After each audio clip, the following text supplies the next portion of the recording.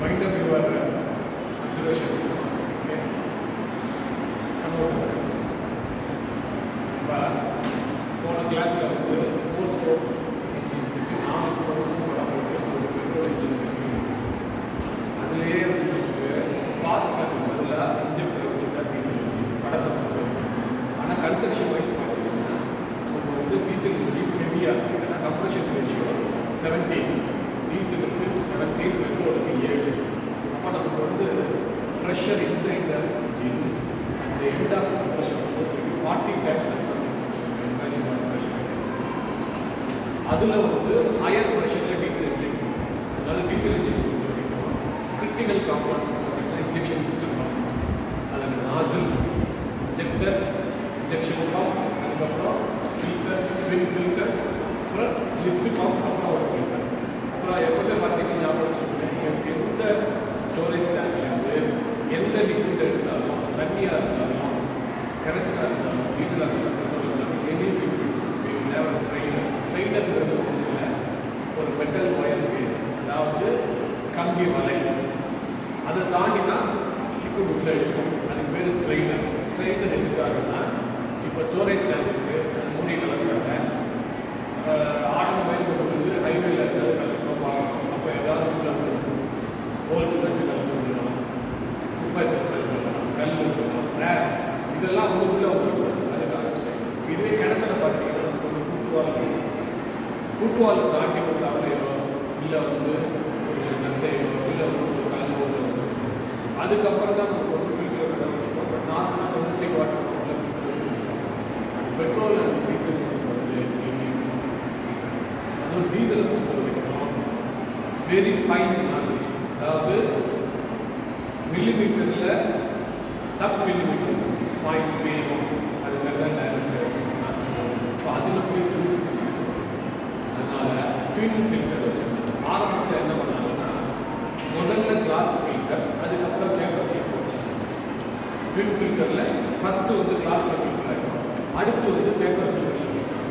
இதில் mechanic service பண்ணும்போது மாற்றி போட்டாங்க. அதனால் என்ன பண்ணாங்கன்னா ரெண்டையுமே பேப்பர் ஃபில்டர். அப்போ twin filtration, micro filtration paper இதில் ரொம்ப முக்கியம். ஃபில்டரில் இருக்கும், பேப்பரில் இருக்கிறதுனால அதுக்கு லைஃப் டைம் ஒரு கிலோமீட்டர் ஓடுனா 2 ஃபில்டரையும் மாற்றணும். பண்ண மாற்றப்பட்ட ரெண்டையும் சரியா. டீசல் பொறுத்த வரைக்கும் ஃபஸ்ட்டு வந்து ஃபில்டர் செய்யணும். அதுக்கப்புறம் பார்த்தீங்கன்னா நாசில் பொருள் அடைச்சிருக்காங்க, அதை வந்து ட்ரைன் பண்ணணும். ஸோ டீசலை பொறுத்த வரைக்கும் பார்த்தீங்கன்னா இன்ஜெக்ஷன் போடுற சர்வீஸ் அவங்க பார்க்குறது வந்து ஜஸ்ட் வந்து இன்ஜெக்ட் கொடுக்கலாம், இந்த நாசில் ஸ்ப்ரே கொடுக்காது பார்ப்பாங்க. இது வந்து பார்த்தீங்கன்னா ஹைவேஸில் இருக்கும். அது போக ஆர்மரில் ஃபிஷிங் ஆர்மரில் இருக்குன்னா அவங்க வந்து ஃபிஷ் போட்டில் டீசல் இன்ஜின் அங்கே ஸ்பீடு வரும். இந்த நாசில் ஒழுங்காக இருந்தால் தான் ஸ்பீடு வரும், ஃபில்டர் ஒழுங்காக இருந்தால் இன்ஜின் இருக்கும். டிரைவர்ஸே வந்து கம்ப்ளைண்ட் பண்ணுவாங்க. ஸோ டீசலை பொறுத்தவரைக்கும் fuel system is very critical. அப்புறம் இன்ஜின் வந்து ஹெவியாக இருக்கும். அப்புறம் கூலிங்கு வந்து கொஞ்சம் கிரிட்டிக்கலாக பார்த்தீங்கன்னா ஹீட் அதிகம். டீசலை பொறுத்த வரைக்கும் எல்லாமே நம்ம வந்து அதிகமாக இருக்கிறதுனால சிஸ்டத்தை வந்து நல்லா ப்ராப்பராக வச்சுக்கணும். அப்புறம் டீசலை பொறுத்த வரைக்கும் நமக்கு வந்து பேட்டரி தேவை, ஏன்னா ஸ்பார்க் கிடையாது, கம்ப்ரெஷன் புஷ் ஸ்டார்ட் பண்ணலாம், அது ஒரு அட்வான்டேஜ். பெட்ரோலை பொறுத்த வரைக்கும் நமக்கு பேட்டரி முடியாது. அப்போ நீங்கள் இப்போ இந்த பஸ்ஸில் ஏன் பண்ணுறாங்கன்னா ஸ்டார்ட் பண்ணுறதுனால அதனால தான் நைட்டில் பார்த்தீங்கன்னா பஸ் வந்து இன்ஜினை ஸ்டார்ட் பண்ணி தான் லைட்டில் ஆரம்பிக்கும். அது வரைக்கும் பார்த்தீங்கன்னா கம்ப்ளீட்டாக வரும். ஏன்னா பேட்டரியில் போவாங்க, பஸ்ஸை வந்து புஷ் ஸ்டார்ட் பண்ணலாம், ஆள் போகாது. அதனால என்ன பண்ணுவாங்க, battery power for diesel engine only for starting.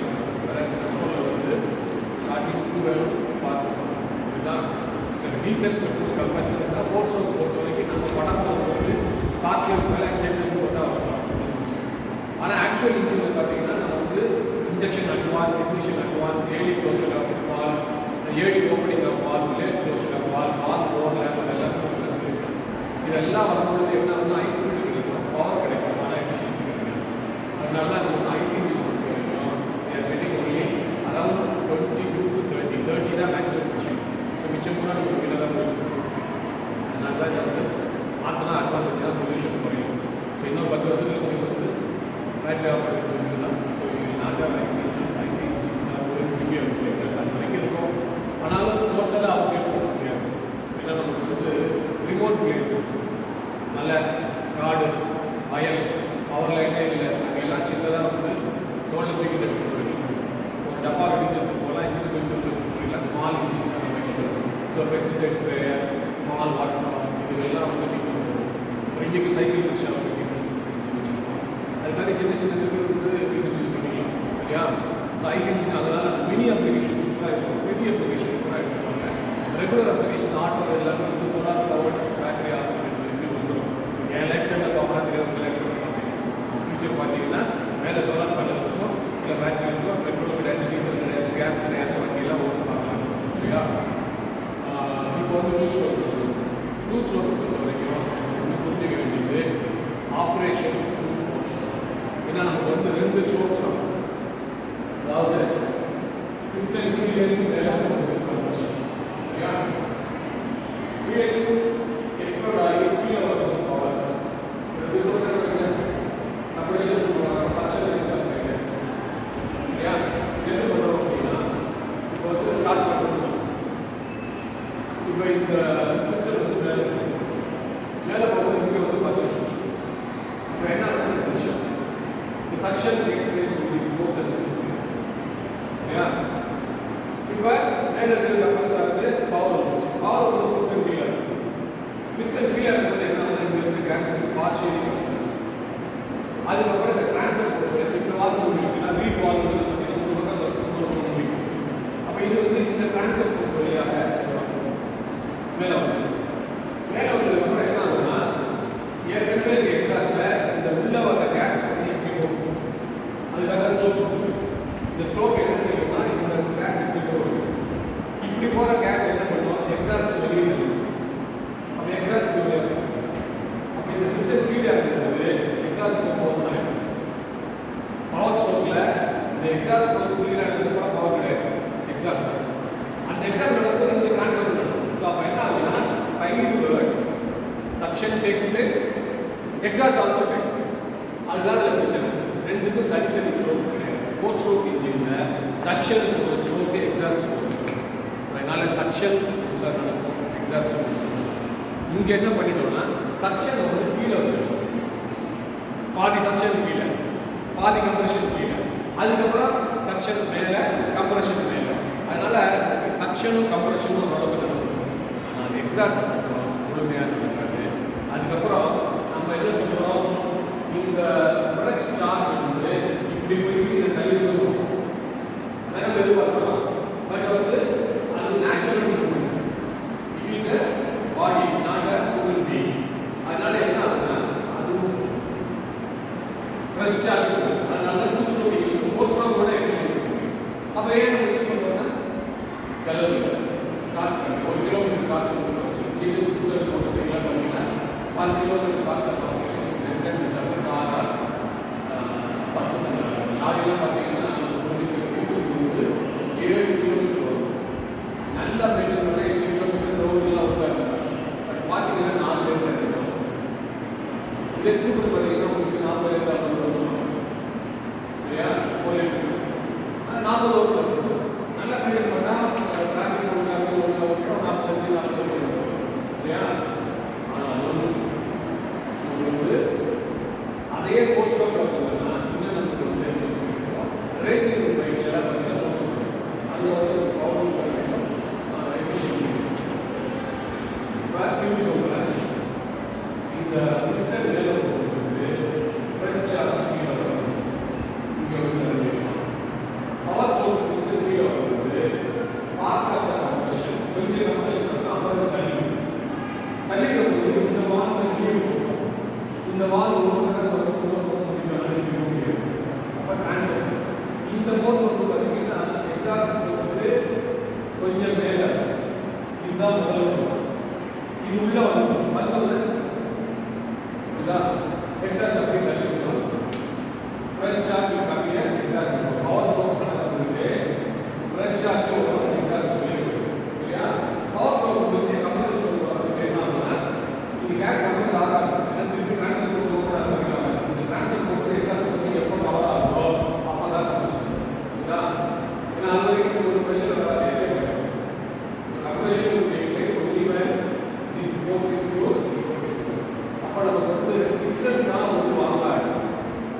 That is opening the port, closing the port. போர்ட்டுக்கு ஓப்பனிங் ஆகலாம், ஜஸ்ட் ஹோல். சரிங்களா? அது வந்து இங்கே மட்டும் தான் வால் வச்சுருக்கோம். ரீடு வால்ங்கிறது மெக்கானிக்ஸ் தான் கிடையாது. இப்போ சில இதில் வந்து கோழிக்கு வச்சுருப்பாங்க, கீழேருந்து வரது கோழிக்கு வச்சுருக்கோம், மேலே தடுத்து கோழிக்கு அடிச்சிருக்கோம். அந்த வால்வெல்லாம் கிடையாது, ஜஸ்ட் ஒரு வால் தான் அங்கே இருக்குது. அதே மாதிரி வீட்டுக்கு வந்து பார்த்தீங்கன்னா இப்படி இருக்கலாம், இப்படி திறக்கலாம், இப்படி படம் முடியும், அவ்வளோதான். புரியுதா? இதுக்கு மெக்கானிக்ஸ் கிடையாது. ரீடுங்கும் பொழுது அது வெயிட் கிடையாது. ஸோ அதனால் இது வந்து மெயின்டெனன்ஸ் கிடையாது. கூலிங் சிஸ்டம் என்ன செய்யணும், இந்த படத்தில் காமிக்கிறேன். ரெக்கை ரெக்கையாக இருக்கும், இன்ஜின் சின்னதாக இருக்கும், ரெக்கைகள்லாம் பெருசாக இருக்கும். அந்த ரெக்கைகளுடைய வந்து ஹீட் வந்து டிசிபேட் ஆகிடும். ஸோ இதில் வந்து கூலிங் சிஸ்டம் கிடையாது. அப்புறம் வால் ஆப்ரேஷன் கிடையாது, வால் ஆக்சுவேட்டிங் மெக்கானிசம் கிடையாது. அதுக்கப்புறம் பார்த்தீங்கன்னா லூப்ரிகேஷன். லூப்ரிகேஷன் என்ன பண்ணுவோம்னா, இப்போ சில வண்டியில் மட்டும் லூப்ரிகேஷன் சிஸ்டம் வச்சுருக்காங்க, பெட்ரோல் ஆயில் மிக்ஸ் பண்ணாமல் இருப்பாங்க two wheeler. But in general mix oil, சரியா? பெட்ரோல் ஆவியாகும்போது அந்த லூப்ரிகன்ட் வந்து ட்ராப்லெட்ஸாக அந்த பெட்ரோல் ஆவியோட லூப்ரிகன்ட் ஆவியாகும். லூப்ரிகன்ட் மிஸ்ட்னா பனித்துளிமை அந்த பெட்ரோல் வேப்பரோட ஏர் பெட்ரோல் கலந்து போயிடும். அது போகிற வழியிலலாம் லூப்ரிகன்ட் எங்கே லூப்ரிகேட் பண்ணணும், மூவ்மெண்ட் எங்கே மிஷின் தானே, அது மிஷின் கூட லூப்ரிகேட். சரியா? அந்த லூப்ரிகேஷன் இல்லைன்னா பிரச்சனை. லூப்ரிகேஷன் கொடுக்கணும், அது மிஷின் மிக்ஸ் வந்து கம்ப்ரஷன் வச்சுருவோம். ஆனால் ஒரு ஆயில் ஸ்கிராப்பர் இருக்குது, ஏன்னா ஆயில் வந்து அதிகம் ஃபஸ்ட்டு இந்த ட்ராப்லெட்ஸ் வந்து இப்போ வால்வு கிடையாது. அதனால் நமக்கு வந்து வால்வு லூப்ரிகேட் பண்ணணும், ராக்கெட் பண்ணணும், அதெல்லாம் கிடையாது. மிஷின் கூட லூப்ரிகேஷன் பண்ணால் போதும். அது வந்து நமக்கு பெட்ரோல்லே மிக்ஸ் பண்ணிடுவோம். சில வண்டியில் என்ன பண்ணுறாங்கன்னா லூப்ரிகேட் சிஸ்டமே கொடுக்குறாங்க. சிஸ்டம் கொண்டு அப்படின்னா பம்பு பண்ணணும், ஃபில்டர் பண்ணணும், கேலரி லைன் பண்ணணும், அந்த வாய்ஸ். இதில் என்ன பிரச்சனைனா நமக்கு வந்து கிராங்க் ஷாஃப்ட் லூப்ரிகேஷன். சரியா? அதுக்கு என்ன பண்ணுவாங்கன்னா லைஃப் டைம் பேக்கிங் யூஸ் பண்ணுவாங்க. இல்லை வந்து ஆயில் அந்த நார்மலாக என்ன பண்ணுவோம்னா யூஸ் பண்ணுவோம், லைஃப் டைம் மிக்ஸ் பேக் பண்ணுவோம், ஃபேனில் எல்லாம் மிக்ஸ் பண்ணுவோம் இல்லையா, அந்த மாதிரி யூஸ் பண்ணுவோம். ஏன்னா அங்கே யூஸ் பண்ணுவோம் கிராங்க் ஷாஃப்ட். அது வந்து பிரித்து மாட்டி கொடுத்து அந்த க்ரீஸை ரீபேக் பண்ணுவாங்க. தட் க்ரீஸ் அப்புறம் பார்ட்ஸ் பார்த்துருக்காங்க, piston, connecting rod, cranker, crankshaft. இந்த எக்ஸசைஸ் இருக்கிறதுனால தான் இது பிஸ்டன் மேலே கீழே ஆகும்போது இது வந்து சொல்லுவோம். சரியா? Conversion of reciprocating motion to rotary motion. இதுக்கு வந்து எக்ஸென்ட்ரிசிட்டி பார்த்தீங்கன்னா இந்த டிஸ்டன்ஸ் இருக்கு இல்லையா, இதுதான் எக்ஸென்ட்ரிசிட்டி. இந்த எக்ஸென்ட்ரிசிட்டினால தான் இந்த connecting rod is oscillating, piston is reciprocating, crankshaft is reciprocating. புரியுதா? இதுதான் வந்து piston, connecting rod, cranker, crankshaft. புரியுதா? இது வந்து காமன் தான் எல்லா இன்ஜினுக்கும். Any conversion of reciprocating rotary, இது வந்து ரெசிப்ரோகேட்டிங் பம்பில் இந்த மெக்கானிசம் வச்சுருக்கோம், இன்ஜினில் வச்சுருக்கோம். ஸோ டூ ஸ்ட்ரோக் பிறகு 2 படம் போகலாம். ட்ரைனிங் இல்லைனால 1 படம் தான் போகணும். அதாவது கமர்ஷியல் 1 படம் காமிக்கணும், பவர் 1 படம் காமிக்கணும், பட்ஜெட் போது 2 படம் போகுது. ஆனால் தெளிவாக சொல்லணும் எப்படி நடக்குது. அதாவது சக்ஷனும் கம்ப்ரெஷனும் side rest. compression, part of the compression below the piston and rest part of the compression below the piston. But power only above the piston. That is true. This is disadvantage. Fresh charge. Suction is exhaust is set person. Exhaust is fresh charge. Another compression is ineffective. இது நமக்கு பயன்படுகிறது. ஏன்னா நமக்கு wait கம்மியாக இருக்கும், விலை கம்மியாக இருக்கும், ஆப்ரேஷன் ஈஸியாக இருக்கும், மெயின்டெனன்ஸ் கம்மி பண்ணுறாங்க. அதுக்கெல்லாம் இருக்கிறதுனால இன்றைக்கு வரைக்கும் நமக்கு வந்து two stroke engines are popular. We are having mobiles, scooters, motorcycles and then power rickshaws, power cycles, அப்புறம் ஆட்டோ ரிக்ஷா. இது எல்லாத்துக்குமே வந்து டூ ஸ்ட்ரோக் இன்ஜின்ஸ் தான். சரியா? இதிலே பார்த்தீங்கன்னா மொபைட்டு, சைக்கிள், ரிக்ஷா இதெல்லாம் கிலோமீட்டர் அதிகமாக வரும். ஒழுங்காக மெயின்டைன் பண்ணி இந்த ஸ்பீடு ஒழுங்காக பண்ணி அந்த ஆப்ரேஷன் வைஸ் ஒழுங்காக பண்ணிங்கன்னா இது கண்டக்ட் போகும் கிலோமீட்டர்ஸ். நார்மலாக என்ன சொல்லுவாங்க, 45 கிலோமீட்டர்ஸ் பர் ஹவரில் போனீங்கன்னா 60 போனால் ஓரளவுக்கு சேஃப். 60க்கு மேலே போனால் 80, 100 போவாங்க. அதெல்லாம் வந்து சில சமயம் பார்த்தீங்கன்னா ஒயிட் ஸ்மோக்கே ஒயிட் ஸ்மோக் ரொம்ப பிளாக் ஸ்மோக் வந்தால் லூப்ரிகேட் ஆயில் இங்கே வந்து அது மாதிரி ஆகாது. சில சமயத்தில் வந்து எக்ஸஸ் லூப்ரிகேட் இருந்தால் பிளாக் ஸ்மோக் வரும்.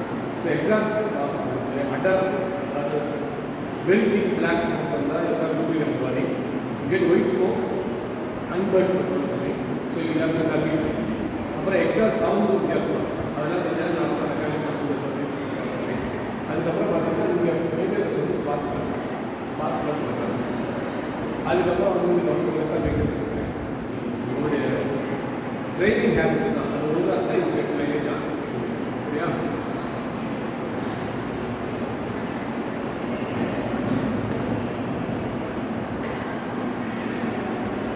Please listen.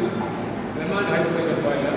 Here we utilize the heat from the gases, combustion products, exhaust gases effectively. You have the grill. On the grill, pulverizer coal.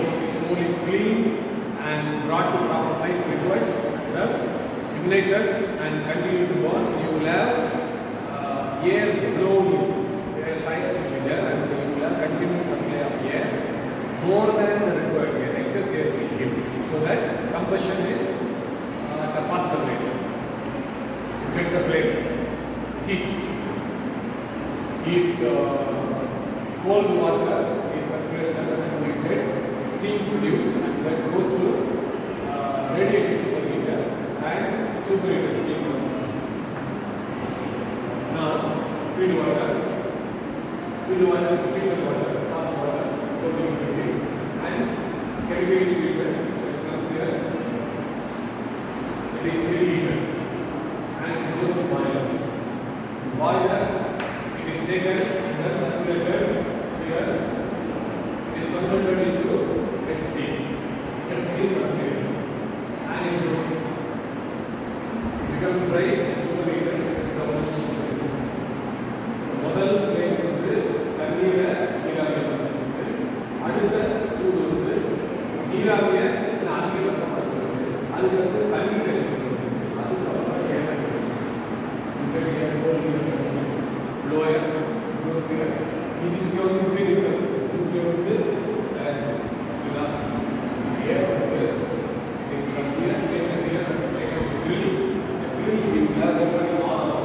ஏர் வந்து blow in all 360 degree around 360 degree circle to the coal. ஆரம்பத்தில் கோல் explain பண்ணியிருக்கோம். தொடர்ந்து எரிஞ்சுட்டு feeding coal and continuously supply air. Boiler எப்பவுமே boiler பொறுத்தவரை பார்த்தீங்கன்னா starting late ஆகும். Start பண்ணிட்டு அந்த பாய்லர் நம்மகிட்ட நிறுத்தப்படும். ஒன்ஸ் இந்த பாய்லர் நிறுத்தி ஸ்டார்ட் பண்ணால் எப்படியும் 3 to 4 hours ஆகிடும். பாய்லர் ஸ்டார்டிங்லேயே பார்த்தீங்கன்னா அந்த பாய்லர் ஆப்ரேட்டர்ஸ் வந்து சொல்லுவாங்க நார்மலி இப்படி move want to stop the boiler. Once start பண்ணிட்டு அதில் ஓடிடும். இருந்தாலும் ஆரம்பத்தில் நம்ம ஊற்றி வைக்கணும், அது எரியணும், அதுக்கப்புறம் சூடு முடிக்கணும், அதுக்கப்புறம் தொடர்ந்து பால் எரிய ஆரம்பிச்சிடும். அப்போ தான் நம்ம வந்து தொடர்ந்து ஸ்டீம் வந்து ஏன்னா இது வந்து process industry, chemical industry, dyeing industry, bleaching அதெல்லாம் தொடர்ந்து water supply, air supply, steam supply பண்ணுவோம். கெமிக்கல் ஃபேக்ட்ரி போனீங்கன்னா நிறைய பைப்லைன் இருக்கும். ஒரு தண்ணி நல்ல கம்பல்சரி இருக்கும். நல்ல ஸ்டீம் போடுறது பார்த்தீங்கன்னா இன்சுலேஷன் பார்த்தீங்கன்னா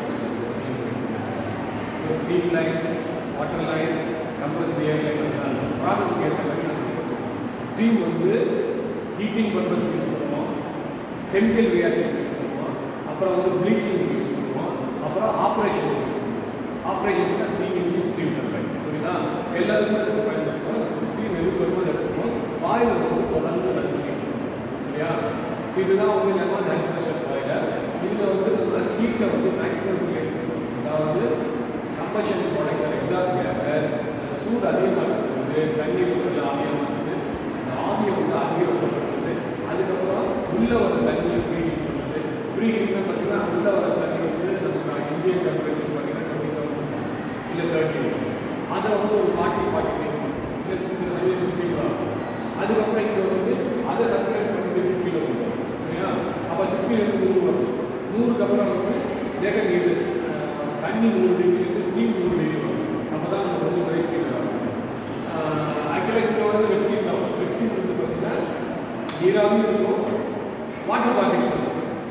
ஸோ ட்ரை ஸ்டீம் வெட் ஸ்டீம் வந்து ட்ரை ஸ்டீமை மாதிரி அதுக்கப்புறம் சூப்பர் ஸ்டீமை மாறுறது வந்து சூப்பர்.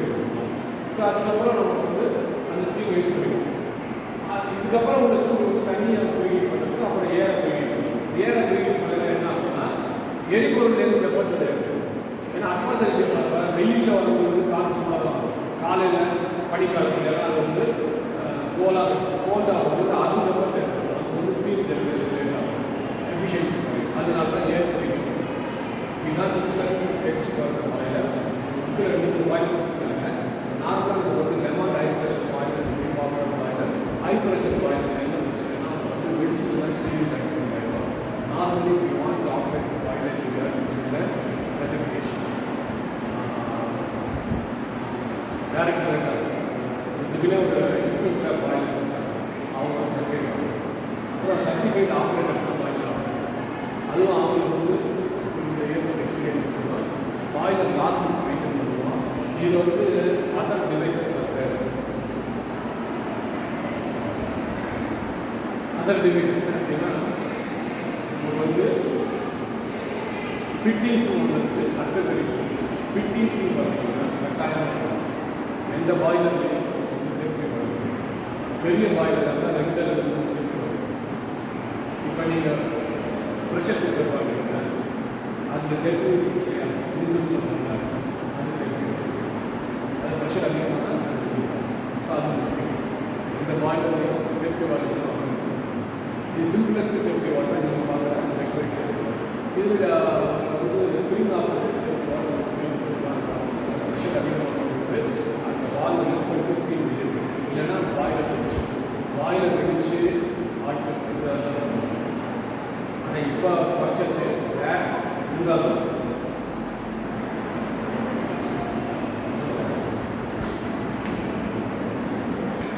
ஃபியூசிபிள் பிளக்குங்கிறது ஒன்றும் இல்லை, நெட் அண்ட் டின்னில் செஞ்சு பொருள்.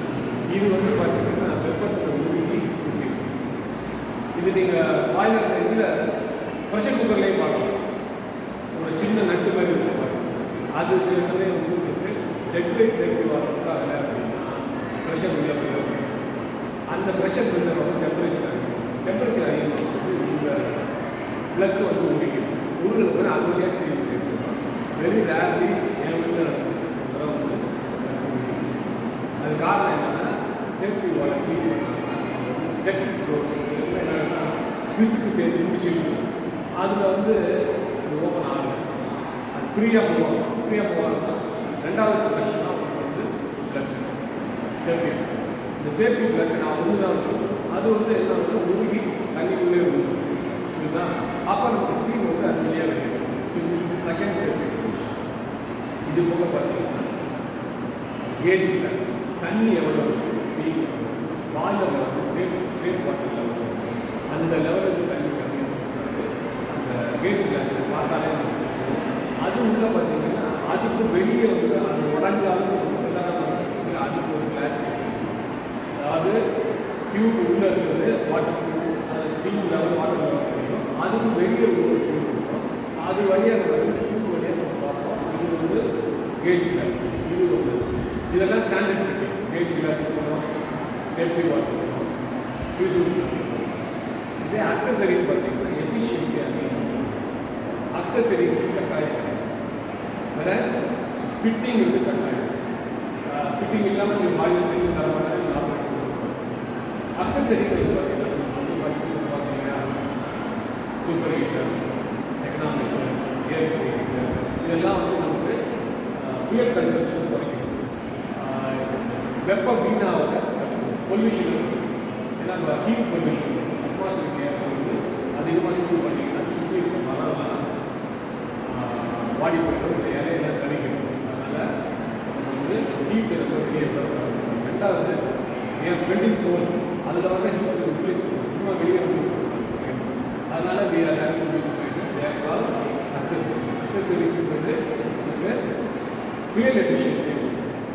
இதிலே பார்த்தீங்கன்னா இந்த எக்கனாமைசர் சூப்பர் ஹீட்டர்லாம் இந்த கேஸ் போகும்போது அதில் வந்து சாம்பல் துகள் இருக்கும். அந்த சாம்பல் துகள் 7 மணி அதை க்ளீன் பண்ணுறதுக்கு ஒரு சிஸ்டம் ஹெச் மாதிரி இருக்கும். அதை மேலே கீழே ஏற்றி எடுத்தீங்கன்னா அது வந்து அப்படியே ஸ்க்ராப் பண்ணி கீழே கிடைக்கும். ஸோ அது மாதிரி பண்ணி இதெல்லாம் நம்ம என்ன சொல்லணும்னா மைண்ட் அலுவல் மெயின்டெனன்ஸில் ஸ்க்ராப் பண்ணி 7 மணி சரியா. So so you have these devices. அதுக்கப்புறம் பார்த்தீங்கன்னா கேஜ், ப்ரெஷர் கேஜ், எவ்வளோ ப்ரெஷர் ஆப்ரேட் பண்ணுறது. ப்ரெஷர் சூட்டப்பானால் நமக்கு வந்து ப்ரொடெக்டிவ் டிவைசஸ் இருக்குது. இருந்தாலும் என்ன சேர்த்து பாட்டில் ஆகலாம், விளையாட்டு சுவிட்ச் ஆஃப் பண்ணணும். அதனால் நமக்கு வந்து ப்ரெஷர் கேஜ் இண்டிகேஷன் இருக்கும். அது வந்து போர்டர் ப்ரெஷர் கேஜ் ப்ளேஸ் பண்ணி வச்சுருக்கோம். அது வந்து ஃப்ளெக்சிபிள் டியூப் இருக்கும். அதில் வந்து அந்த ஸ்டீம் ப்ரெஷர் அதிகமாக வந்து அந்த டியூப் எக்ஸ்பாண்ட் அகைன் சிஸ்டம் இருக்கும். ஸோ இதெல்லாம் அவங்க புக்கிலே படம் இருக்குது, பார்த்துருக்கேன். எனக்கு வந்து நம்பர் ஆஃப் கிளாஸஸ் குறைவாக இருக்கும். டைம் இருக்குதுன்னா இப்போ நான் ரூல்ஸ் இருக்கிற மாதிரி டைம் இருக்கிறது நான் சொல்லியிருக்கேன். இது படிங்க. கஷ்டமான படமாக இருந்தால் ஐ ப்ரொடியூஸ் ஸ்விட்சஸ். ஓகேயா? Now listen. இந்த ஒர்க் ஷாப் கிளாஸ் அடுத்த கிளாஸ் எடுத்து வராங்க. போன ஷாப் கம்யூனிஸ்ட் இது அப்சர்வேஷன்